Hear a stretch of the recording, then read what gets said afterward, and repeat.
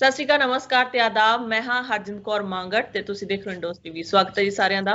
Bulletin ਦੀ ਸ਼ੁਰੂਆਤ ਕਰਦੇ ਹਾਂ ਜੀ ਤੇ ਸ਼ੁਰੂਆਤ ਕਰਨ ਲਈ ਸਾਡੇ ਨਾਲ ਜੁੜ ਚੁੱਕੇ ਨੇ ਜੀ ਅਮਰਜੀਤ ਨਾਕੀ, ਜੋ ਕਿ ਇਸ ਸਮੇਂ ਸਿਡਨੀ ਮੌਜੂਦ ਨੇ। ਵੀਡੀਓ ਕਾਲ ਰਾਹੀਂ ਸਾਡੇ ਨਾਲ ਰਾਬਤਾ ਕਾਇਮ ਕਰ ਰਹੇ ਨੇ ਜੀ। ਕਰਦੇ ਹਾਂ ਜੀ ਉਹਨਾਂ ਨਾਲ ਸਵਾਲ ਜਵਾਬ। ਸਭ ਤੋਂ ਪਹਿਲਾਂ ਕਰਦੇ ਹਾਂ ਉਹਨਾਂ ਦਾ ਸਵਾਗਤ। ਅਮਰਜੀਤ ਨਾਕੀ ਜੀ, ਬਹੁਤ ਬਹੁਤ ਸਵਾਗਤ ਹੈ ਤੁਹਾਡਾ। Thank you Arjind. ਸਤਿ ਸ਼੍ਰੀ ਅਕਾਲ ਤੁਹਾਨੂੰ ਤੇ ਤੁਹਾਡੇ ਦਰਸ਼ਕਾਂ ਨੂੰ ਵੀ ਸਤਿ ਸ਼੍ਰੀ ਅਕਾਲ, ਸਲਾਮ ਤੇ ਨਮਸਤੇ। ਕੀ ਹਾਲ ਚਾਲ ਨੇ ਬ੍ਰਿਸਬਨ ਦੇ? ਬ੍ਰਿਸਬਨ ਦੇ ਹਾਲ ਚਾਲ ਵੈਸੇ ਤਾਂ ਠੀਕ ਹੀ ਹੁੰਦੇ ਨੇ ਜੀ, ਪਰ 49 ਕੇਸ ਆ ਗਏ ਨੇ ਜੀ ਸਾਡੇ ਕਰੋਨਾ ਵਾਇਰਸ ਦੇ। ਨਹੀਂ, ਇਹ ਤਾਂ ਗੱਲ ਹੈ ਜੀ। ਇਹ ਸਿਡਨੀ 'ਚ ਵੀ ਇਸ ਤਰ੍ਹਾਂ ਹੀ ਹੈ। ਇੱਥੇ ਤਾਂ ਮੌਸਮ ਵੀ 1-2 ਦਿਨ ਦਾ ਕਾਫੀ ਖਰਾਬ ਰਿਹਾ। ਜਿਸ ਤਰ੍ਹਾਂ ਪਹਿਲਾਂ ਤੁਸੀਂ ਦੇਖ ਲਿਆ, ਥੋੜੀ ਗਰਮੀ ਦਾ ਮੌਸਮ ਆ ਗਿਆ ਤੇ ਗਰਮੀ ਕਰਕੇ ਹੁਣ ਲੋਕੀ ਬਾਹਰ ਵੀ ਨਿਕਲਣਾ ਸ਼ੁਰੂ ਹੋ ਗਏ ਨੇ ਤੇ ਰਿਸਟ੍ਰਿਕਸ਼ਨ ਸਾਰੀਆਂ ਇਹਨਾਂ ਨੇ ਹਟਾਤੀਆਂ ਨੇ। ਤੇ ਕੱਲ ਇੱਥੇ ਇੱਕ ਬੜਾ ਜ਼ਬਰਦਸਤ ਸਟਾਰਮ ਸਿਡਨੀ 'ਚ ਆਇਆ, ਨਾਰਥ ਸਿਡਨੀ 'ਚ, ਗਰਮੀ ਕਰਕੇ। ਹਾਂਜੀ, ਉਹਦੇ ਨਾਲ ਕਾਫੀ ਜਾਨੀ ਤੇ ਮਾਲੀ ਨੁਕਸਾਨ ਵੀ ਹੋਇਆ। ਇੱਕ ਬੰਦੇ ਦੀ ਡੈਥ ਹੋ ਗਈ ਹੈ ਤੇ 2 ਇੰਜਰਡ ਹੋ ਗਏ ਆ। ਤੇ ਪਲੱਸ ਕਾਫੀ ਜ਼ਿਆਦਾ ਜਿਹੜੀ ਪਾਵਰ ਸਪਲਾਈ ਦੇ ਉੱਤੇ ਟਰੀਜ਼ ਵਰ ਅਪਰੂਟਡ ਐਂਡ ਲੋਕਾਂ ਦੇ ਘਰਾਂ ਦੀ ਛੱਤਾਂ ਵੀ ਉੜ ਕੇ ਨਾ ਇੱਕ ਦੂਸਰੇ ਦੀ ਥਾਂ ਤੇ 1-2 ਕਿਲੋਮੀਟਰ ਬਾਹਰ ਜਾ ਕੇ ਡਿੱਗੀਆਂ ਨੇ। So it was a very severe cyclonic storm. Fortunately ਇੰਨਾ ਸੀ ਕਿ ਬੜੇ ਨੈਰੋ ਜਿਹੇ ਪਾਥ 'ਚ ਰਿਹਾ ਨਾਰਦਰਨ ਬੀਚਿਸ 'ਚ, ਤੇ ਬਾਕੀ ਸਾਰਾ ਸਿਡਨੀ ਦਾ ਬਚਾਅ ਹੋ ਗਿਆ। ਪਰ ਯੈਸ, ਤੁਸੀਂ ਠੀਕ ਕਿਹਾ। ਹੁਣ ਇੱਥੇ ਓਮੀਕਰਨ ਦੇ ਕੇਸਿਸ ਜਿਹੜੇ ਨੇ ਉਹ ਨਿਊ ਸਾਊਥ ਵੇਲਸ ਤੇ ਬੜੇ ਤੇਜ਼ੀ ਨਾਲ ਵੱਧ ਰਹੇ ਨੇ। ਬਿਲਕੁਲ ਰਿਕਾਰਡ ਨੰਬਰਸ ਨੇ। ਅੱਜ ਦੀ ਸਵੇਰੇ ਦੀ ਜਿਹੜੀ ਨਿਊਜ਼ ਸੀ ਜਾਂ ਹੁਣ ਤੱਕ ਦੀ ਜਿਹੜੀ ਨਿਊਜ਼ ਹੈ ਇਸ ਵੇਲੇ ਵੀ ਮਿਲ ਰਹੀ ਹੈ, ਉਹ ਹੈ 2500 ਕੇਸਿਸ ਨੇ, 2501, ਤੇ ਉਹਦੇ ਚੋਂ 250 ਦੇ ਕਰੀਬ ਜਿਹੜੇ ਨੇ, ਰਫਲੀ ਅਰਾਊਂਡ 250, 280 ਦੇ ਕਰੀਬ ਉਹ ਹਸਪੀਟਲਾਈਜ਼ਡ ਵੀ ਨੇ। ਇਸ ਤਰ੍ਹਾਂ ਵਿਕਟੋਰੀਆ 'ਚ ਵੀ ਕਾਫੀ ਤੇਜ਼ੀ ਨਾਲ ਵਧੇ ਨੇ। 1,500 ਦੇ ਕਰੀਬ ਵਿਕਟੋਰੀਆ 'ਚ ਨੇ ਤੇ ਐਡਲੇਡ 'ਚ ਵੀ ਮੇਰੇ ਖਿਆਲ 100 ਤੋਂ ਉੱਤੇ ਹੋ ਗਏ ਨੇ।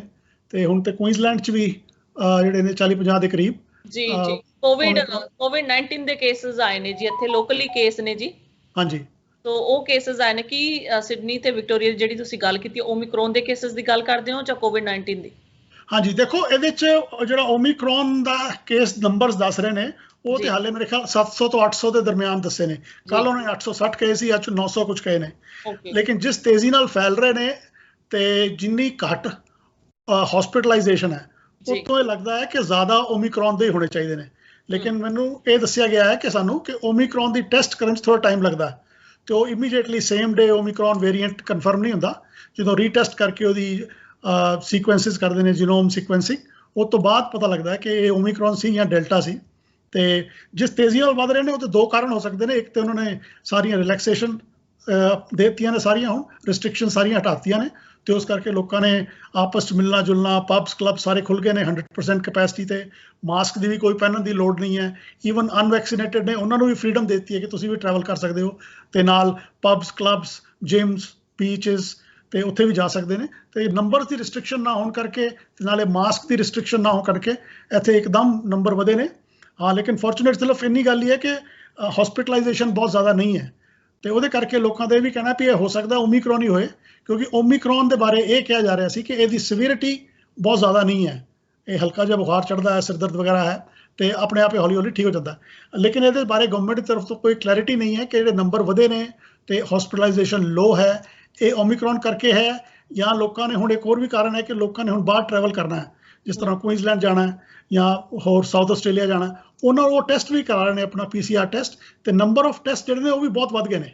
ਹੁਣ ਇੱਥੇ ਤੁਸੀਂ ਦੇਖੋ 1.5 ਲੱਖ ਦੇ ਕਰੀਬ ਟੈਸਟ ਹੁਣ ਰੋਜ਼ ਦਾ ਹੋ ਰਿਹਾ ਇੱਥੇ। ਤੇ ਉਸ ਤਰ੍ਹਾਂ ਪੀਕ 'ਚ ਜਦੋਂ ਟੈਸਟਿੰਗ ਹੁੰਦੀ ਹੈ 70-80 ਹਜ਼ਾਰ ਦੇ ਕਰੀਬ ਲੋਕਾਂ ਦੀ ਹੁੰਦੀ ਸੀ ਤੇ ਉਹ ਨੰਬਰ ਡਬਲ ਹੋ ਗਏ ਨੇ। ਤੇ ਉਸੇ ਕਰਕੇ ਸ਼ਾਇਦ ਉਹ ਕੇਸਿਸ ਕੈਚ ਵੀ ਕੀਤੇ ਜਾ ਰਹੇ ਨੇ ਜ਼ਿਆਦਾ, ਰਾਦਰ ਦੈਨ ਕਿ ਸਿੱਧੇ ਵਧਣ ਤੋਂ ਸਵਾ। ਤੇ ਇਹ ਵੀ ਇੱਕ ਕਾਰਨ ਹੋ ਸਕਦਾ ਕਿ ਕਿਉਂਕਿ ਟੈਸਟਿੰਗ ਜ਼ਿਆਦਾ ਹੋ ਰਹੀ ਹੈ ਉਸ ਕਰਕੇ ਨੰਬਰ ਜ਼ਿਆਦਾ ਆ ਰਹੇ ਨੇ। ਲੇਕਿਨ ਹਾਂ, ਲੋਕਾਂ 'ਚ ਥੋੜੀ ਐਂਗਜ਼ਾਈਟੀ ਹੈ, ਥੋੜਾ ਡਰ ਜਿਹੜਾ ਪੈਦਾ ਹੋ ਗਿਆ ਕਿ ਲੋਕਾਂ ਨੇ ਟਰੈਵਲ ਕਰਨਾ ਹੈ, ਆਪਣੀਆਂ ਟਿਕਟਾਂ ਬੁੱਕ ਕਰਾਈਆਂ ਨੇ ਬਾਹਰ ਦੀਆਂ, ਤੇ ਉਹ ਅਗਰ ਬਾਹਰ ਚਲੇ ਜਾਂਦੇ ਨੇ ਵਾਪਸ ਆਉਣ ਤੱਕ ਲੋਕਡਾਊਨ ਤੇ ਨਹੀਂ ਲੱਗ ਜਾਏਗਾ। ਇਸ ਤਰ੍ਹਾਂ ਦੀਆਂ ਉਹਨਾਂ ਨੂੰ ਜਿਹੜੀਆਂ ਖਬਰਾਂ ਨੇ, ਉਹ ਇਸ ਤਰ੍ਹਾਂ ਦੀ ਜਿਹੜੀ ਨਿਊਜ਼ ਆ ਉਹ ਥੋੜੀ ਐਂਗਜ਼ਾਈਟੀ ਪੈਦਾ ਕਰਦੀ ਹੈ ਤੇ ਉਹ ਐਂਗਜ਼ਾਈਟੀ ਹੈ। ਲੇਕਿਨ ਹਾਲੇ ਤੱਕ ਤੇ ਠੀਕ ਹੀ ਚੱਲ ਰਿਹਾ ਇਨ ਟਰਮਸ ਆਫ ਹਸਪੀਟਲਾਈਜੇਸ਼ਨ। ਨੰਬਰ ਬੜੀ ਤੇਜ਼ੀ ਨਾਲ ਵੱਧ ਰਹੇ ਨੇ ਜਿਹਦੇ ਕਰਕੇ ਇਹ ਚਿੰਤਾ ਦਾ ਵਿਸ਼ਾ ਹੈ। ਹਾਂਜੀ, ਬੂਸਟਰ ਡੋਜ਼ਸ ਦੀ ਗੱਲ ਕੀਤੀ ਜਾ ਰਹੀ ਹੈ ਜੀ ਨਿਊ ਸਾਊਥ ਵੇਲਸ ਦੇ ਵਿੱਚ। ਪਹਿਲਾਂ ਕਹਿੰਦੇ ਸੀ ਵੀ 2 ਖੁਰਾਕਾਂ ਲੈਣ ਤੋਂ ਬਾਅਦ ਜਿਹੜੀਆਂ ਵੈਕਸੀਨੇਸ਼ਨ ਲੱਗਣੀਆਂ, 2 ਡੋਜ਼ਸ ਤੋਂ ਬਾਅਦ ਹੀ 6 ਮਹੀਨੇ ਬਾਅਦ ਜਿਹੜੀ ਬੂਸਟਰ ਡੋਜ਼ ਹੈਗੀ ਲਈ ਜਾਏਗੀ, ਪਰ ਹੁਣ ਆਈ ਥਿੰਕ ਇਹਨਾਂ ਨੇ 5 ਮਹੀਨੇ ਬਾਅਦ ਹੀ ਕਰ ਦਿੱਤਾ ਨਿਊ ਸਾਊਥ ਵੇਲਸ ਦੇ ਵਿੱਚ।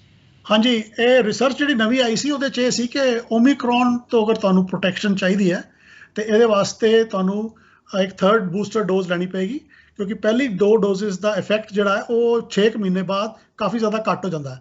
ਤੇ ਇਸ ਕਰਕੇ ਪਹਿਲਾਂ ਤਾਂ ਇਹਨਾਂ ਨੇ ਕਿਹਾ ਸੀ ਕਿ 6 ਮਹੀਨੇ ਬਾਅਦ, ਲੇਕਿਨ ਹੁਣ ਅਟਾਗੀ ਨੇ ਇਹ ਕਰਤਾ ਕਿ ਤੁਸੀਂ 5 ਮਹੀਨੇ ਬਾਅਦ ਵੀ ਲੈ ਸਕਦੇ ਹੋ।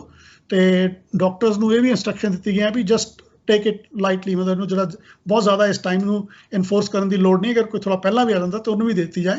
ਹਾਲਾਂਕਿ ਗਵਰਨਮੈਂਟ ਇਹ ਵੀ ਟਰਾਈ ਕਰ ਰਹੀ ਹੈ ਕਿ 3 ਤੋਂ 4 ਮਹੀਨੇ ਤੱਕ ਦੀ ਪਰਮਿਸ਼ਨ ਵੀ ਜਿਹੜੀਆਂ ਮੈਡੀਕਲ ਏਜੰਸੀਜ਼ ਆ ਉਹਨਾਂ ਕੋਲੋਂ ਮਿਲ ਜਾਣ, ਤੇ ਉਹ ਵੀ ਟਰਾਈ ਕਰ ਰਹੇ ਨੇ। ਜੇ ਉਹ ਮਿਲ ਜਾਂਦੀਆਂ ਨੇ ਤੇ ਫਿਰ 3 ਤੋਂ 4 ਮਹੀਨੇ ਬਾਅਦ ਵੀ ਬੂਸਟਰ ਡੋਜ਼ ਦੀ ਪਰਮਿਸ਼ਨ ਮਿਲਣ ਦੇ ਚਾਂਸ ਹੈਗੇ ਨੇ। ਹਾਂਜੀ ਨਾਗੀ ਸਾਹਿਬ, ਗੱਲ ਕਰਦੇ ਆ ਜੀ ਫਲਾਈਟਸ ਦੀ, ਕਿਉਂਕਿ ਫਿਰ ਤੋਂ ਕਰੋਨਾ ਵਾਇਰਸ ਦੀ ਸਿਚੁਏਸ਼ਨ ਬਣੀ ਹੈ ਜੀ। ਕੀ ਕਹਾਂ ਜੀ, ਮੇਰੇ ਕੋਲ ਸ਼ਬਦ ਨਹੀਂ ਹੈਗੇ, ਕਿਉਂਕਿ ਮੈਂ ਵੀ ਉਹਨਾਂ ਲੋਕਾਂ ਦੇ ਵਿਚਕਾਰ ਹੀ ਹਾਂ ਜਿਨ੍ਹਾਂ ਨੇ ਆਪਣੀਆਂ ਟਿਕਟਸ ਕਰਵਾਈਆਂ ਹੋਈਆਂ ਨੇ ਜਾਂ ਸੋਚਦੇ ਨੇ ਕਿ ਕਿਹੋ ਜਿਹੀ ਸਥਿਤੀ ਹੋਵੇਗੀ, ਫਲਾਈਟਸ ਦਾ ਕਿਵੇਂ ਦਾ ਸਕੈਜੂਅਲ ਹੋਵੇਗਾ, ਕਦੋਂ ਚੱਲਣਗੀਆਂ, ਜਾਂ ਬਾਰਡਰ ਤਾਂ ਨਹੀਂ ਬੰਦ ਹੋ ਜਾਣਗੇ, ਆਉਣ ਲੱਗੇ ਕਿਹੋ ਜਿਹੀ ਸਿਚੁਏਸ਼ਨ ਹੋਏਗੀ, ਕੁਆਰੰਟੀਨ ਦੇ ਵਿੱਚ ਤਾਂ ਨਹੀਂ ਪਿਆ ਜਾਵੇਗਾ, 72 ਘੰਟਿਆਂ ਦੀ ਰਿਪੋਰਟ ਨੈਗੇਟਿਵ ਦੇਣੀ ਪੈਣੀਆਂ। ਸੋ ਬਹੁਤ ਸਾਰੀਆਂ ਗੱਲਾਂ ਨੇ। ਸਭ ਤੋਂ ਪਹਿਲਾਂ ਤਾਂ ਫਲਾਈਟਸ ਦੀ ਜਿਹੜੀ ਤੁਸੀਂ ਬਬਲ ਸ਼ੁਰੂ ਕੀਤਾ ਜੀ ਇੰਡੀਆ ਨੇ ਆਸਟ੍ਰੇਲੀਆ ਦੇ ਨਾਲ, ਉਹਦੇ ਬਾਰੇ ਦੱਸੋ ਜੀ। ਉਸ ਤੋਂ ਬਾਅਦ ਜਿਹੜੇ ਮੈਂ ਅਗਲੇ ਸਵਾਲ ਆ ਫਿਰ ਕਰਦੀ ਹਾਂ, ਫਲਾਈਟਸ ਦੇ ਸਟੇਟਸ ਕੀ ਹੈ ਇਹ ਦੱਸੋ ਜੀ। ਦੇਖੋ ਜੀ, ਗਵਰਨਮੈਂਟ ਆਫ ਇੰਡੀਆ ਤੇ ਗਵਰਨਮੈਂਟ ਆਫ ਆਸਟ੍ਰੇਲੀਆ ਨੇ ਇੱਕ travel bubble arrangement between Australia and India, ਇਹ ਐਗਰੀਮੈਂਟ ਸਾਈਨ ਕਰ ਲਿਆ। ਇੰਡੀਅਨ ਗਵਰਨਮੈਂਟ ਨੇ 10 ਦਸੰਬਰ ਤੋਂ ਸਾਈਨ ਕਰਤਾ ਸੀ, ਤੇ ਆਸਟ੍ਰੇਲੀਅਨ ਗਵਰਨਮੈਂਟ ਚੂੰਕਿ 15 ਦਸੰਬਰ ਤੱਕ ਰਿਸਟ੍ਰਿਕਸ਼ਨ ਸੀ, ਤੇ 15 ਦਸੰਬਰ ਤੋਂ ਆਸਟ੍ਰੇਲੀਅਨ ਗਵਰਨਮੈਂਟ ਨੇ ਵੀ ਉਹਨੂੰ ਐਕਸੈਪਟ ਕਰ ਲਿਆ। ਤੇ ਹੁਣ ਜਿਹੜੀਆਂ ਫਲਾਈਟਸ ਨੇ ਉਹ 75% ਕੈਪੈਸਿਟੀ ਤੱਕ direct flights between India and Australia ਇਹ ਚੱਲ ਰਹੀਆਂ ਨੇ। ਠੀਕ ਹੈ ਜੀ। ਹਾਂਜੀ, ਜਦੋਂ ਅਗਰ ਤੁਸੀਂ ਨਿਊ ਸਾਊਥ ਵੇਲਸ ਜਾਂ ਵਿਕਟੋਰੀਆ 'ਚ ਕਿਤੇ ਲੈਂਡ ਕਰਦੇ ਹੋ ਤਾਂ ਇੱਥੇ ਆ ਕੇ ਤੁਹਾਨੂੰ ਅਗਰ ਤੁਸੀਂ ਆਸਟ੍ਰੇਲੀਅਨ ਸਿਟੀਜ਼ਨ ਹੋ, ਡਬਲ ਵੈਕਸੀਨੇਟਡ ਹੋ, ਤੇ ਤੁਹਾਨੂੰ ਇੱਥੇ ਆ ਕੇ PCR ਕਰਾਉਣ ਦੀ ਲੋੜ ਨਹੀਂ ਹੈ। ਲੇਕਿਨ ਅਗਰ ਤੁਸੀਂ ਇੱਥੇ ਲੈਂਡ ਕਰਦੇ ਹੋ, ਫਿਰ ਫਰਦਰ ਤੁਸੀਂ ਟਰੈਵਲ ਕਰਨਾ ਹੈ, ਜਾਂ ਕੁਇਨਜ਼ਲੈਂਡ ਨੂੰ ਟਰੈਵਲ ਕਰਨਾ ਹੈ ਸਿਡਨੀ ਤੋਂ, ਤੇ ਜਾਂ ਫਿਰ ਐਡਲੇਡ ਨੂੰ ਟਰੈਵਲ ਕਰਨਾ, ਫਿਰ ਤੁਹਾਨੂੰ ਇੱਥੇ ਆ ਕੇ PCR ਟੈਸਟ ਵੀ ਕਰਵਾਉਣਾ ਪਏਗਾ, ਜਿਹੜੀ ਕਿ ਨਿਊ ਸਾਊਥ ਵੇਲਸ ਗਵਰਨਮੈਂਟ ਦੀ ਰਿਕੁਆਇਰਮੈਂਟ ਨਹੀਂ ਹੈ, ਪਰ ਕੁਇਨਜ਼ਲੈਂਡ ਗਵਰਨਮੈਂਟ ਦੀ ਰਿਕੁਆਇਰਮੈਂਟ ਹੈ। ਤੇ ਉਹ PCR ਟੈਸਟ ਜਿਹੜਾ ਹੈ, ਉਹ ਅਗਰ ਤੁਸੀਂ ਆਸਟ੍ਰੇਲੀਅਨ ਸਿਟੀਜ਼ਨ ਹੋ ਤੇ ਉਹ ਫ੍ਰੀ ਹੁੰਦਾ ਹੈ ਜੇ ਤੁਸੀਂ ਇੱਥੇ। ਇਸੇ ਗੱਲ ਕਰਕੇ ਲੋਕਾਂ ਦੇ ਵਿੱਚ ਥੋੜਾ ਜਿਹਾ ਜਿਹੜਾ ਸਵਾਲਾਂ ਦੇ ਸ਼ੰਕੇ ਨੇ ਜੀ, ਕਿਸ ਤਰੀਕੇ ਨਾਲ ਹੋਵੇਗਾ, ਕਿਉਂਕਿ ਕੁਆਂਟਸ 에ਅਰਲਾਈਨ ਜਿਹੜੀ ਹੈਗੀ ਆ ਸਿੱਧੀ ਕੁਇਨਜ਼ਲੈਂਡ ਨਹੀਂ ਆਉਂਦੀ, ਜਾਂ ਤਾਂ ਸਿਡਨੀ ਆਉਂਦੀ ਹੈ ਜਾਂ ਮੈਲਬਰਨ ਆਉਂਦੀ ਆ। ਸੋ ਜਿੰਨੇ ਵੀ ਕੁਇਨਜ਼ਲੈਂਡ ਦੇ ਵਿੱਚ ਜਾਂ ਐਡੀਲੇਡ ਦੇ ਵਿੱਚ ਜਾਂ ਹੋਰ ਸੂਬਿਆਂ ਦੇ ਵਿੱਚ ਬਸਣ ਵਾਲੇ ਲੋਕ ਹੈਗੇ ਨੇ, ਪਹਿਲਾਂ ਜਾਂ ਤਾਂ ਸਿਡਨੀ ਉਤਰਨਗੇ ਜਾਂ ਫਿਰ ਮੈਲਬਰਨ ਉਤਰਨਗੇ। ਖਾਸ ਕਰਕੇ ਗੱਲ ਕੀਤੀ ਜਾਂਦੀ ਹੈ ਕੁਇਨਜ਼ਲੈਂਡ ਦੀ। ਕੁਇਨਜ਼ਲੈਂਡ ਦੀ ਗਵਰਨਮੈਂਟ ਹਮੇਸ਼ਾ ਹੀ ਸਖਤ ਰਹੀ ਹੈ ਜੀ, ਕੋਵਿਡ-19 ਨੂੰ ਲੈ ਕੇ ਹਮੇਸ਼ਾ ਹੀ ਨਾਲ ਦੀ ਨਾਲ ਹੀ ਰੂਲ ਐਂਡ ਰੈਗੂਲੇਸ਼ਨ ਰੈਡੀ ਕਰ ਦਿੰਦੇ ਆ ਜੀ। ਜਿਵੇਂ ਕਿ ਸਾਰੇ ਪਾਸੇ ਹੁਣ ਮਾਸਕ ਦੀ ਪ੍ਰੋਵੀਜ਼ਨ ਹਟਾ ਦਿੱਤੀ ਗਈ ਸੀ, ਪਰ ਸਾਡੇ ਫਿਰ ਤੋਂ ਕੁਇਨਜ਼ਲੈਂਡ ਦੇ ਵਿੱਚ ਮਾਸਕ ਮੈਂਡੇਟਰੀ ਕਰ ਦਿੱਤੇ ਗਏ ਨੇ। ਜੇਕਰ ਗੱਲ ਕੀਤੀ ਜਾਵੇ ਜੀ, ਜੇ ਇਨਸਾਨ ਜਿਹੜੇ ਟਰੈਵਲ ਕਰਕੇ ਸਿਡਨੀ ਜਾਂ ਮੈਲਬਰਨ ਪਹੁੰਚਦੇ ਨੇ, ਉਸ ਤੋਂ ਬਾਅਦ ਕੁਇਨਜ਼ਲੈਂਡ ਆਉਂਦੇ ਨੇ, ਤਾਂ ਲੋਕਾਂ ਦੇ ਵਿੱਚ ਇਹ ਡਰ ਬਹੁਤ ਹੈ ਜੀ ਕਿ PCR ਰਿਪੋਰਟ ਤਾਂ ਚਲੋ 72 ਘੰਟੇ ਦੀ ਨੈਗੇਟਿਵ ਰਿਪੋਰਟ ਦੇਣੀ ਨੇ, ਉਸ ਤੋਂ ਬਾਅਦ ਜੇਕਰ 14 ਦਿਨਾਂ ਦਾ ਕੁਆਰੰਟੀਨ ਕਰਨਾ ਪੈ ਜਾਂਦਾ ਹੈ, ਉਸ ਬਾਰੇ ਲੋਕਾਂ ਦੇ ਵਿੱਚ ਸ਼ੰਕੇ ਨੇ ਜੀ।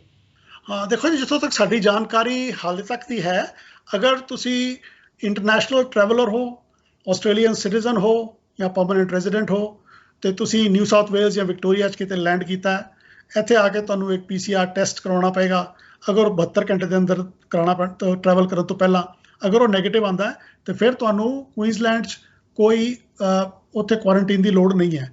You are be treated as like a normal, ਅਗਰ ਕੋਈ ਇੱਥੇ ਆਸਟ੍ਰੇਲੀਅਨ ਨਿਊ ਸਾਊਥ ਵੇਲਸ 'ਚ ਰਹਿ ਰਿਹਾ, ਉਸ ਤਰ੍ਹਾਂ ਤੁਹਾਨੂੰ ਟ੍ਰੀਟ ਕੀਤਾ ਜਾਏਗਾ। ਜਿਹੜਾ PCR ਟੈਸਟ ਵੀ ਤੁਹਾਡਾ ਇੱਥੇ ਹੋਏਗਾ, ਉਹ ਤੁਹਾਡੇ ਨਾਰਮਲ ਮੈਡੀਕੇਅਰ ਦੇ ਥਰੂ ਕਵਰ ਹੋਏਗਾ, ਤੇ ਉਹ ਫ੍ਰੀ ਹੈ। ਉਹ ਨਾਰਮਲ ਜਿਸ ਤੁਸੀਂ ਕੋਵਿਡ ਟੈਸਟ ਜਿੱਥੇ ਕਰਾਉਂਦੇ ਹੋ ਉੱਥੇ ਹੀ ਜਾਂਦੇ ਹੋ, ਉਹਨਾਂ ਨੂੰ ਇਹ ਦੱਸਣਾ ਪੈਂਦਾ ਪਹਿਲਾਂ ਕਿ ਅਸੀਂ ਇੰਟਰਸਟੇਟ ਟਰੈਵਲ ਕਰਨਾ, ਤੇ ਉਹਦੇ ਹਿਸਾਬ ਨਾਲ ਤੁਹਾਨੂੰ ਉਹ PCR ਦਾ ਵੀ ਟੈਸਟ ਰਿਜ਼ਲਟ ਦੇ ਦਿੰਦੇ ਨੇ ਤੁਹਾਡੇ ਫੋਨ ਦੇ ਉੱਤੇ, ਜਿਹੜਾ ਟੈਕਸਟ ਮੈਸੇਜ ਆਉਂਦਾ, ਤੇ ਉਹਦੇ ਨਾਲ ਤੁਹਾਨੂੰ ਫਿਰ ਉਹ ਟੈਸਟ ਫ੍ਰੀ ਹੈ, ਤੇ ਤੁਹਾਨੂੰ ਅੱਗੇ ਫਰਦਰ ਕੁਇਨਜ਼ਲੈਂਡ 'ਚ ਕੋਈ ਟਰੈਵਲ ਕਰਨ ਤੇ ਜਾਂ ਉੱਥੇ ਕੁਆਰੰਟੀਨ ਦੀ ਲੋੜ ਨਹੀਂ ਹੈ। ਇੱਕ ਕੰਡੀਸ਼ਨ ਜ਼ਰੂਰ ਰਹਿੰਦੀ ਹੈ ਕਿ ਜਦੋਂ ਤੁਸੀਂ ਕੁਇਨਜ਼ਲੈਂਡ ਐਂਟਰ ਕਰਦੇ ਹੋ, ਉਸ ਤੋਂ ਬਾਅਦ 5 ਦਿਨ ਦੇ ਬਾਅਦ ਤੁਹਾਨੂੰ ਦੁਬਾਰਾ ਆਪਣਾ ਇੱਕ ਕੋਵਿਡ ਟੈਸਟ ਕਰਾਉਣਾ ਪੈਂਦਾ ਹੈ, ਤੇ ਉਹਦੇ 'ਤੇ ਵੀ ਕਾਫੀ ਡਿਸਕਸ਼ਨ ਤੇ ਡਿਬੇਟ ਚੱਲ ਰਹੀ ਹੈ ਵੀ ਉਹਦੇ 'ਤੇ ਕੰਟਰੋਲ ਕੋਈ ਨਹੀਂ ਹੋ ਰਿਹਾ ਇਸ ਵੇਲੇ। ਅੱਜ ਸਵੇਰੇ ਦੀ ਨਿਊਜ਼ ਅਸੀਂ ਦੇਖ ਰਹੇ ਸਾਂ, ਤੁਹਾਡੀ ਕੁਇਨਜ਼ਲੈਂਡ ਦੀ ਜਿਹੜੀ ਪ੍ਰੀਮੀਅਰ ਹੈ, ਉਹਨਾਂ ਨੇ ਕਿਹਾ ਸੀ ਕਿ ਅਸੀਂ ਜਿਹੜੇ ਵੀ ਇੱਥੇ ਕੁਇਨਜ਼ਲੈਂਡ 'ਚ ਆਉਣਗੇ, ਐਂਟਰ ਕਰਨ ਤੋਂ 5 ਦਿਨ ਬਾਅਦ ਉਹਨਾਂ ਨੂੰ ਦੁਬਾਰਾ ਕੋਵਿਡ ਕਰਾਉਣਾ ਪਏਗਾ। ਲੇਕਿਨ ਜਿਹੜੇ ਸਟੈਟਿਸਟਿਕਸ ਆ ਰਹੇ ਨੇ ਉਹਦੇ 'ਚੋਂ ਲੱਗ ਰਿਹਾ ਕਿ ਸਿਰਫ ਆਫ ਦਾ ਡੇ 1,50,000 ਦੇ ਕਰੀਬ ਲੋਕੀ ਪਿਛਲੇ ਹਫ਼ਤੇ 'ਚ ਟਰੈਵਲ ਕੀਤੇ ਨੇ, ਉਹਨਾਂ 'ਚੋਂ ਕੋਈ 2 ਜਾਂ 3,000 ਲੋਕੀ ਨੇ ਜਿਨ੍ਹਾਂ ਨੇ ਕਿ ਉਹ ਟੈਸਟ ਕਰਾਇਆ। ਬਾਕੀਆਂ ਦਾ ਕੋਈ ਪਤਾ ਨਹੀਂ ਹੈ, ਉਹ ਸਾਰੇ ਘੁੰਮ ਫਿਰ ਰਹੇ ਨੇ ਉੱਥੇ ਕੁਇਨਜ਼ਲੈਂਡ 'ਚ, they are travelling out and about, ਤੇ ਉਹਨਾਂ ਦਾ ਕੋਈ ਟਰੈਕ ਨਹੀਂ ਹੈ। ਤੇ ਇਸ ਕਰਕੇ ਵੀ ਕੁਇਨਜ਼ਲੈਂਡ ਗਵਰਨਮੈਂਟ ਦਾ ਇਹ ਕਿਹਾ ਜਾ ਰਿਹਾ ਵੀ ਤੁਸੀਂ ਇਹ ਲੋਕਾਂ ਨੂੰ ਕਿਹਾ ਤੇ ਹੈ, ਪਰ ਇਹਦਾ ਕੋਈ ਫੋਲੋ ਅਪ ਨਹੀਂ ਹੈਗਾ ਤੁਹਾਡਾ। ਤੇ ਹਾਂ, ਪਰ ਇਹ ਰਿਕੁਆਇਰਮੈਂਟ ਉੱਤੇ ਹੈ ਕਿ ਅਗਰ ਤੁਸੀਂ ਇੱਥੋਂ ਟਰੈਵਲ ਕਰਕੇ ਕੁਇਨਜ਼ਲੈਂਡ ਜਾਂਦੇ ਹੋ, ਤੇ ਕੁਇਨਜ਼ਲੈਂਡ ਤੁਹਾਨੂੰ 5 ਦਿਨ ਬਾਅਦ ਇੱਕ ਹੋਰ PCR ਟੈਸਟ ਜਾਂ ਹੋਰ ਕੋਵਿਡ ਟੈਸਟ ਕਰਾਉਣਾ ਪਏਗਾ। ਇਹ ਉਹਨਾਂ ਦਾ ਲੀਗਲ ਰਿਕੁਆਇਰਮੈਂਟ। ਹਾਂਜੀ ਗੱਲ ਕਰਦੇ ਹਾਂ ਜੀ ਇੰਡੀਆ ਦੀ, ਖਾਸ ਕਰਕੇ ਪੰਜਾਬ ਸੂਬੇ ਦੀ। ਜਿਵੇਂ ਚੋਣਾਂ, ਵਿਧਾਨ ਸਭਾ ਚੋਣਾਂ ਦੀਆਂ ਵੱਜਿਆ ਜੀ, ਬਿਗਲ ਵੱਜਿਆ, ਨਾਲ ਹੀ ਪੰਜਾਬ ਦੇ ਵਿੱਚ ਬੇਅਦਬੀਆਂ ਦਾ ਮਾਹੌਲ ਸ਼ੁਰੂ ਹੋ ਗਿਆ ਜੀ। ਇੱਕ ਰਾਜਨੀਤੀ ਆ ਕਹਿ ਲਓ ਜੀ ਕਿ ਸ਼ਰਾਰਤੀ ਅਨਸਰ ਜਿਹੜੇ ਸਰਕਾਰਾਂ ਵੱਲੋਂ ਤਿਆਰ ਕੀਤੇ ਜਾਂਦੇ ਨੇ, ਕੁਝ ਅਜਿਹੇ ਤਬਕੇ ਵੱਲੋਂ ਤਿਆਰ ਕੀਤੇ ਜਾਂਦੇ ਨੇ ਤਾਂ ਕਿ ਲੋਕਾਂ ਦੇ ਵਿੱਚ ਅਰਾਜਕਤਾ ਫੈਲੇ, ਆਪਸ ਵਿੱਚ ਵੰਡੀਆਂ ਪੈਣ। ਕਿਉਂਕਿ ਕਿਸਾਨਾਂ ਦੀ ਜਿਹੜੀ ਛਵੀ ਹੈ ਜੀ ਉਹ ਇੰਨੀ ਕੁ ਵਧੀਆ ਬਣ ਗਈ ਹੈ ਇਸ ਐਜੀਟੇਸ਼ਨ ਤੋਂ ਬਾਅਦ, ਕਿਉਂਕਿ ਪੂਰੇ ਸੰਸਾਰ ਦੇ ਵਿੱਚ ਉਹਨਾਂ ਦੀ ਵਾਹ-ਵਾਹ ਹੋ ਰਹੀ ਆ ਜੀ। ਪਰ ਜਿਸ ਤਰੀਕੇ ਨਾਲ ਇਹ ਬੇਅਦਬੀ ਹੋਈ ਆ ਜੀ ਹਰਮੰਦਰ ਸਾਹਿਬ ਦੇ ਵਿੱਚ, ਉਸ ਤੋਂ ਬਾਅਦ ਦੂਜੀ ਫਿਰ ਤੋਂ ਬੇਅਦਬੀ ਹੋਈ ਆ ਜੀ ਕਪੂਰਥਲਾ ਦੇ ਵਿੱਚ, ਬੜੀ ਨਿੰਦਣਯੋਗ ਹੈ। ਕਿਸ ਤਰ੍ਹਾਂ ਦੇਖਦੇ ਹੋ ਇਸ ਘਟਨਾ ਨੂੰ? ਇਹ ਬੜੀ ਮੰਦਭਾਗੀ ਘਟਨਾ ਹੈ ਜੀ, but this is unfortunate side effects of having N election. ਤੇ ਇਹ ਕੁਝ ਸ਼ਰਾਰਤੀ ਅਨਸਰ ਨੇ ਜਿਹੜੇ ਕਿ ਸਿੱਖਾਂ 'ਚ ਪਾੜਾ ਪਾਉਣ ਦੀ ਕੋਸ਼ਿਸ਼ ਕਰਦੇ ਨੇ ਕਿ ਜਿਹੜਾ ਉੱਥੋਂ ਦਾ ਸ਼ਾਂਤੀਪੂਰਨ ਮਾਹੌਲ ਬਣਿਆ ਹੋਇਆ ਪੰਜਾਬ ਦਾ, ਉਹਦੇ 'ਚ ਕਿਸ ਤਰ੍ਹਾਂ ਉਹਨੂੰ ਖਰਾਬ ਕੀਤਾ ਜਾਏ ਤੇ ਉਹਦਾ ਜਿਹੜਾ ਇਲੈਕਸ਼ਨ ਦਾ ਲਾਹਾ ਲਿਆ ਜਾਏ। ਇਹ ਇੱਕ ਬੜੀ ਗਲਤ ਗੱਲ ਹੈ, ਨਹੀਂ ਹੋਣੀ ਚਾਹੀਦੀ। ਤੇ ਮੇਰਾ ਖਿਆਲ ਪੁਲਿਸ ਨੂੰ ਬੜੀ ਠੋਸ ਕਾਰਵਾਈ ਕਰਨੀ ਚਾਹੀਦੀ ਹੈ ਤੇ ਜਿਹੜੇ ਪਿੱਛੇ ਵੀ ਇਹਦੇ ਅਨਸਰ ਨੇ ਉਹਨਾਂ ਦੇ ਉੱਤੇ ਕਾਰਵਾਈ ਕਰਕੇ ਉਹਨਾਂ ਨੂੰ ਫੜਨਾ ਚਾਹੀਦਾ। ਕੁਝ ਕਹਿੰਦਾ ਉਹ ਯੂਪੀ ਤੋਂ ਆਏ ਨੇ, ਕੋਈ ਕਹਿ ਰਿਹਾ ਉਹ ਦਿੱਲੀ ਤੋਂ ਆਏ ਨੇ, ਜਾਂ ਜਿਹੜੀ ਵੀ ਜਗ੍ਹਾ ਤੋਂ ਆਏ ਨੇ, ਉਹਨਾਂ ਨੂੰ ਇੱਕਦਮ ਜਲਦੀ ਤੋਂ ਜਲਦੀ ਕਾਰਵਾਈ ਕਰਕੇ ਉਹਨਾਂ ਨੂੰ ਫੜਨਾ ਚਾਹੀਦਾ ਤੇ ਉਹਨਾਂ ਦੇ ਪਿੱਛੇ ਕਿਹੜੀਆਂ ਤਾਕਤਾਂ ਨੇ ਉਹਦਾ ਵੀ ਪਤਾ ਲਗਾਉਣ ਦੀ ਕੋਸ਼ਿਸ਼ ਕਰਨੀ ਚਾਹੀਦੀ ਹੈ। ਉਹ ਬੰਦੇ ਤੇ ਚਲੋ ਫੜੇ ਗਏ, ਉਹਨਾਂ ਨੂੰ ਕਿਹਾ ਮਾਰਕੁੱਟ ਕਰਕੇ ਉਹਨਾਂ ਨੂੰ ਕੁਝ ਪੁੱਛਗਿੱਛ ਕਰਨਗੇ, ਪਰ ਉਹਨਾਂ ਦੇ ਪਿੱਛੇ ਕਿਹੜੀ ਫੋਰਸਿਸ ਨੇ, ਕਿੰਨਾ ਨੇ ਉਹਨਾਂ ਨੂੰ ਇਨਸਟੀਗੇਟ ਕੀਤਾ, ਕੌਣ ਇਸ ਪੰਜਾਬ ਦੀ ਸ਼ਾਂਤੀ ਭੰਗ ਕਰਨਾ ਚਾਹੁੰਦਾ, ਇਹਦੀ ਜਾਣਕਾਰੀ, ਇਹਦੀ ਜਿਹੜੀ ਨਾ ਪੜਚੋਲ ਉਹ ਬੜੀ ਜ਼ਰੂਰੀ ਹੈ। ਕਿਉਂਕਿ ਅੱਗੇ ਜਦੋਂ ਇਲੈਕਸ਼ਨ ਆਉਂਦੀਆਂ ਨੇ ਉਹਦੇ 'ਚ ਮਾਹੌਲ ਉਸ ਤਰ੍ਹਾਂ ਹੀ ਥੋੜ੍ਹਾ ਜਿਹਾ ਗਰਮਾ ਜਾਂਦਾ ਹੈ ਤੇ ਇਸ ਤਰ੍ਹਾਂ ਦੇ ਹੋਰ ਕੰਮ ਹੋਣ ਤੇ ਮੇਰੇ ਖਿਆਲ ਪੰਜਾਬ ਵਾਸਤੇ ਕੋਈ ਬੜੀ ਸੁਹਾਵੀ ਖਬਰ ਨਹੀਂ ਰਹੇਗੀ। ਜੀ ਜੀ, ਹਰਮੰਦਰ ਸਾਹਿਬ ਦਰਬਾਰ ਸਾਹਿਬ ਦੇ ਵਿੱਚ ਬੇਅਦਬੀ ਕਰਨ ਦੀ ਕੋਸ਼ਿਸ਼ ਕਰਨ ਵਾਲੇ ਵਿਅਕਤੀ ਕੋਲੋਂ ਕੋਈ ਵੀ ਅਜਿਹੀ ਆਇਡੈਂਟੀਫਿਕੇਸ਼ਨ ਨਹੀਂ ਮਿਲੀ ਹੈ ਜੀ। ਉਹਨਾਂ ਨੇ ਪੁੱਛਗਿੱਛ ਦੌਰਾਨ ਕਾਫੀ ਸਵਾਲ ਪੁੱਛਣ ਦੀ ਕੋਸ਼ਿਸ਼ ਕੀਤੀ ਪਰ ਉਹਨੇ ਆਪਣੀ ਜ਼ੁਬਾਨ ਨਹੀਂ ਖੋਲੀ। ਉਸ ਤੋਂ ਬਾਅਦ ਸਿੰਘਾਂ ਨੇ ਉਹਨਾਂ ਨੂੰ ਸੋਧਾ ਲਾ ਦਿੱਤਾ। ਪਰ ਗੱਲ ਇਹ ਹੈ ਜੀ, ਕਿਉਂਕਿ ਪੰਜਾਬ ਚਾਹੇ ਜਿੱਥੇ ਵੀ ਤੁਸੀਂ ਕਿਹੜੇ ਸੂਬੇ ਵਿੱਚ ਭਾਰਤ ਦੇ ਵਿੱਚ ਵੱਸਦੇ ਹੋ, ਤੁਹਾਡਾ ਆਧਾਰ ਕਾਰਡ, ਆਇਡੈਂਟੀਟੀ ਤੁਹਾਡੀ ਬਣੀ ਹੁੰਦੀ ਆ, ਜਿਹੜੀ ਕਿ ਤੁਸੀਂ ਜਾਗਦੇ ਬੰਦੇ ਦੀ, ਜਿਉਂਦੇ ਬੰਦੇ ਦੀ ਤੁਸੀਂ ਅੱਖਾਂ ਰਾਹੀਂ ਦੇਖ ਸਕਦੇ ਹੋ। ਜੇਕਰ ਤੁਸੀਂ ਮਰ ਗਏ ਹੋ ਫਿਰ ਵੀ ਤੁਹਾਡੇ ਫਿੰਗਰਪ੍ਰਿੰਟਸ ਜਿਹੜੇ ਹੁੰਦੇ ਨੇ ਉਹ ਤਾਂ ਸਹੀ ਰਹਿੰਦੇ ਨੇ, ਤੁਸੀਂ ਉਹਦੇ ਥਰੂ ਉਹਨਾਂ ਦੀ ਆਇਡੈਂਟੀਫਿਕੇਸ਼ਨ ਦੇਖ ਚੱਕ ਸਕਦੇ ਹੋ। ਸੋ ਇਹ ਬੜੀ ਇੱਕ ਜਿਹੜੀ ਰਹੱਸਮਈ ਗੱਲ ਬਣੀ ਹੋਈ ਹੈ ਕਿ ਸਬੂਤ ਕਿਉਂ ਨਹੀਂ ਮਿਲ ਰਹੇ। ਜੇਕਰ ਉਹ ਇਨਸਾਨ ਇੰਡੀਆ ਦਾ ਵਸਿੰਦਾ ਤਾਂ ਉਹਦੀ ਆਇਡੈਂਟੀਫਿਕੇਸ਼ਨ ਜ਼ਰੂਰ ਬਾਹਰ ਆਉਣੀ ਚਾਹੀਦੀ ਆ। ਨਹੀਂ, ਬਿਲਕੁਲ ਸਹੀ ਗੱਲ ਹੈ ਜੀ। ਇਹਦੇ ਪਿੱਛੇ ਪੂਰੀ ਜਾਂਚ ਹੋਣੀ ਚਾਹੀਦੀ ਹੈ ਤੇ ਖਾਲੀ ਉਹਦੀ ਆਇਡੈਂਟੀਫਿਕੇਸ਼ਨ ਤੇ ਚਲੋ ਆਧਾਰ ਕਾਰਡ ਤੇ ਹੋ ਜਾਏਗੀ, ਉਹਨੂੰ ਇਨਸਟੀਗੇਟ ਕਿਹਨੇ ਕੀਤਾ, ਉਹਦੇ ਪਿੱਛੇ ਕਿਹੜੀਆਂ ਅਜਿਹੀਆਂ ਤਾਕਤਾਂ ਨੇ ਜਿਹੜੀਆਂ ਕਿ ਹੁਣ ਉਹਦੀ ਆਇਡੈਂਟੀਫਿਕੇਸ਼ਨ ਵੀ ਹੋਣ ਤੇ ਅੜੱਕੇ ਪਾ ਰਹੀਆਂ ਨੇ ਕਿ ਉਹਦੀ ਆਇਡੈਂਟੀਫਿਕੇਸ਼ਨ ਨਹੀਂ ਹੋ ਰਹੀ ਜੀ। ਜਿਸ ਤਰ੍ਹਾਂ ਤੁਸੀਂ ਠੀਕ ਕਿਹਾ ਕਿ ਉੱਥੇ ਆਧਾਰ ਕਾਰਡ ਹੈ, ਉੱਥੇ ਬੇਸਿਕ ਜਿਹੜੀ ਤੁਹਾਡੀ ਆਇਡੈਂਟੀਫਿਕੇਸ਼ਨ ਉਹ ਬੜੀ ਸਟਰੋਂਗ ਹੁੰਦੀ ਹੈ। ਅੱਜ ਕੱਲ੍ਹ ਬਾਇਓਮੈਟ੍ਰਿਕਸ ਦੇ ਨਾਲ ਉਹ ਪੂਰਾ ਉਹਨਾਂ ਦਾ ਰਿਕਾਰਡ ਹੁੰਦਾ ਤੇ ਉਹਦੀ ਆਇਡੈਂਟੀਫਿਕੇਸ਼ਨ ਤੇ ਹੋ ਜਾਣੀ ਹੈ। ਲੇਕਿਨ ਉਹਦੇ ਪਿੱਛੇ ਕਿਹੜੇ ਉਹ ਫੋਰਸਿਸ ਨੇ ਜਿਹੜੀ ਕਿ ਇਹ ਸਾਰੇ ਕੰਮ ਕਰਵਾ ਰਹੀਆਂ ਨੇ ਹੁਣ ਪੰਜਾਬ 'ਚ, ਕਿਉਂਕਿ ਤੁਸੀਂ ਠੀਕ ਕਹਿ ਰਹੇ ਹੋ ਕਿਸਾਨਾਂ ਦੇ ਕਰਕੇ ਪੰਜਾਬ ਦੀ ਚੜ੍ਹਤ ਬਹੁਤ ਬਣ ਗਈ ਹੈ ਜੀ। ਠੀਕ ਹੈ ਜੀ। ਤੇ ਸਾਰੇ ਜਿਹੜੇ ਕਿਸਾਨ ਨੇ ਉਹਨਾਂ ਨੇ ਜਿਹੜਾ ਜਿੰਨਾ ਸ਼ਾਂਤੀਪੂਰਨ ਪ੍ਰਦਰਸ਼ਨ ਕੀਤਾ, ਇਹ ਸ਼ਾਇਦ ਕਿਸੇ ਉਹਦੇ ਤੇ ਧੱਬਾ ਲਾਉਣ ਦੀ ਕੋਸ਼ਿਸ਼ ਕਰੀ ਜਾ ਰਹੀ ਹੈ। ਇੰਨੇ ਸ਼ਾਂਤੀਪੂਰਨ ਇੰਨਾ ਲੰਬਾ ਅੰਦੋਲਨ ਚੱਲ ਕੇ ਆਪਣੀਆਂ ਮੰਗਾਂ ਮਨਵਾ ਲੈਣੀਆਂ ਤੇ ਹੁਣ ਉਸ ਪੰਜਾਬ ਦੀ ਸ਼ਾਂਤੀ ਨੂੰ ਉਹਦੇ ਵਿੱਚ ਭੰਗ ਕਰਨ ਦੀ ਕੋਸ਼ਿਸ਼ ਕੀਤੀ ਜਾ ਰਹੀ ਹੈ। ਮੈਂ ਸਮਝਦਾ ਵੀ ਇਹਦੇ ਪਿੱਛੇ ਜਿਹੜੀ ਸਰਕਾਰ ਹੈ ਉਹਨੂੰ ਜਲਦ ਤੋਂ ਜਲਦ ਬੜੀ ਠੋਸ ਕਾਰਵਾਈ ਕਰਕੇ, ਤੇ ਚਾਹੇ ਸੈਂਟਰਲ ਗਵਰਨਮੈਂਟ ਚਾਹੇ ਸਟੇਟ ਗਵਰਨਮੈਂਟ ਹੈ, ਸਾਰਿਆਂ ਨੂੰ ਕਰਕੇ ਇਹਦੇ ਪਿੱਛੇ ਕਿਹੜੀਆਂ ਤਾਕਤਾਂ ਕਰਨ ਦੀ ਕੋਸ਼ਿਸ਼ ਕਰ ਰਹੀਆਂ ਨੇ ਉਹਦਾ ਪਤਾ ਲਗਾਉਣਾ ਚਾਹੀਦਾ ਜੀ। ਬਹੁਤ ਬਹੁਤ ਸ਼ੁਕਰੀਆ ਨਾਗੀ ਸਾਹਿਬ ਸਾਰੀ ਜਾਣਕਾਰੀ ਦੇ ਲਈ ਜੀ। ਮਿਲਦੇ ਹਾਂ ਜੀ ਅਗਲੇ ਹਫਤੇ। ਧੰਨਵਾਦ ਤੁਹਾਡਾ। ਥੈਂਕ ਯੂ ਜੀ। ਦਰਸ਼ਕੋ, ਸਮਾਂ ਚੱਲਿਆ ਤੁਹਾਡੇ ਤੋਂ ਵੀ ਇਜਾਜ਼ਤ ਲੈਣ ਦਾ। ਨਵੇਂ ਅਤੇ ਤਾਜ਼ਾ ਖਬਰਾਂ ਲਈ ਦੇਖਦੇ ਰਹੋ ਇੰਡਸਟਰੀ ਆਸਟ੍ਰੇਲੀਆ। ਧੰਨਵਾਦ।